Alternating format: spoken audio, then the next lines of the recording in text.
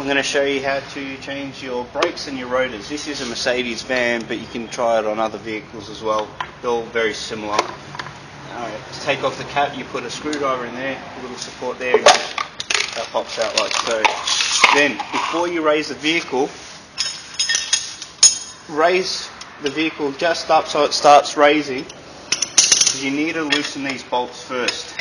And this here, that comes in your tool kit, isn't good enough. So if you're just going to use that, put a little extension on it.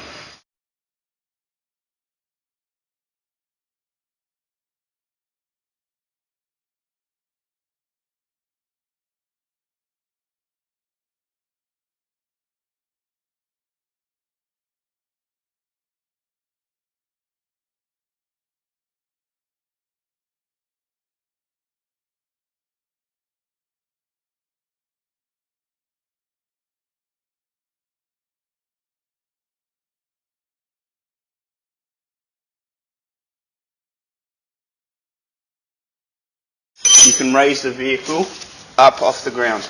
Make sure you don't use a normal car jack. You use proper stands, because you don't want the vehicle dropping on you when you're undoing some very hard bolts.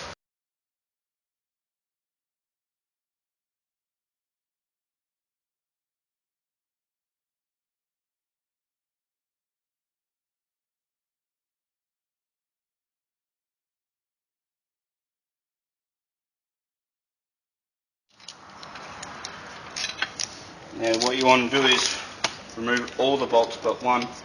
Makes it easier taking off. And when you raise the vehicle, you just raise it up enough so the wheel slides off without no problem. Without lifting it up. Well, taking it off is easy, but putting it back on, it's quite hard to hold it in place and hold the bolts in place. But it's the exact right level, that's easy. Okay, there's a sensor here that you'll need to remove. And now, I find it that you can easily break the clip when you try and pull it out from here. So what I do is I leave it in for now and just unplug it from here. From there. Leave that hang. Now, you got two Allen key bolts in here. You take off the caps. In the new brake pads that I've got, they give you new caps, so these can just go in the bin. Leave them aside just in case you break the new ones. Okay. Now these Allen keys in there are very difficult to take off. So, not that difficult, but you need some leverage. You can probably do it by hand, but now remember, when you're undoing bolts, anti-clockwise.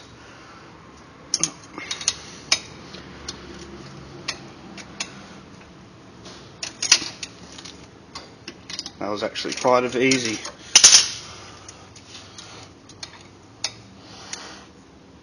You might have more difficulty than that. Okay. Also, you might have a different setup where you don't have Allen keys, where there's a bolt on the end, and there'll be another bolt here that you'll have to hold in place or else it'll spin around.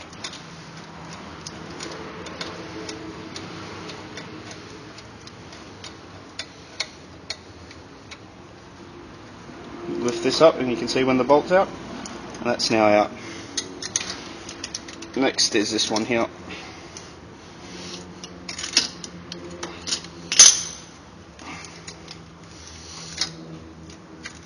Now,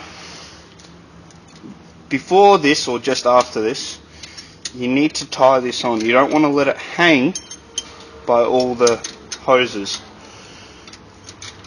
because you could damage them. I'll leave that little cap in or else it's just going to drop. So I've got a piece of wire here that I'm just going to thread through. You can use a piece of rope, whatever. Thread through the middle of the caliper.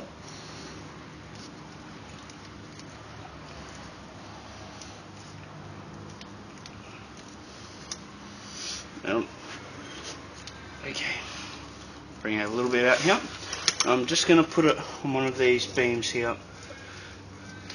Oops, not over the wire.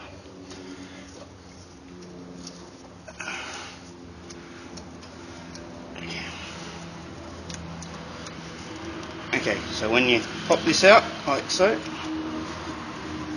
the caliper will all come out. Watch you don't wreck the sensor. If you do, they're not that expensive on eBay, but it's just annoying. So, wrap that up like so. I like wire because you can just twist it without worrying about tying it.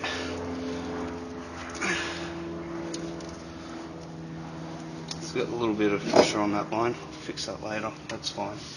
Okay, after that's off, you need to take this off. There's 2 bolts. Preferably use a breaker bar for this. Unless you got like a king chrome and where they say you can put all the pressure on the wheels as you want.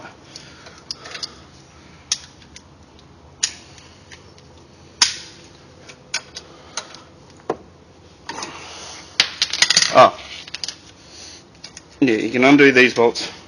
See how the sensor is now very easy to take off.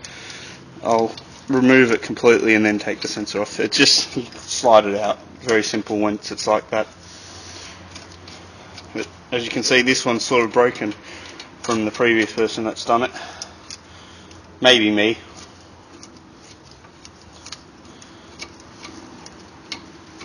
Sorry, bad video, Jeff, I have my hand like that. Have your hand there because it will drop. And if your rotors are fairly worn out, you'll need to pull the brake pads out. And that's how you take it apart. Now you'll need to wash this. I'll take the brakes out obviously. You slide them out like so. They're in little clips. Wash all this nice and good. And you want to get the hose out or wash this, you can use brake cleaner and clean them all up. Try not to use degreaser on some sections, obviously. Stay away from the degreaser, use brake cleaner. These little clips come out, so you clean it all up. Take off the rotor, if you got the rotor. You can give it a slight little tap. Helps free up the little hex key. Now you might need a bit of leverage. Make sure this is in properly, you don't want to round the thread. And you can hold the rotor in place because they're usually not that hard.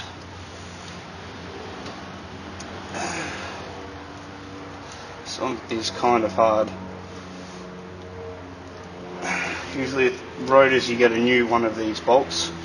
The set that I got actually didn't, so I'm going to lube it up before I put it back in so I don't wreck anything. Once you've taken out that screw, your screw might be here or here. It just slides out, like so.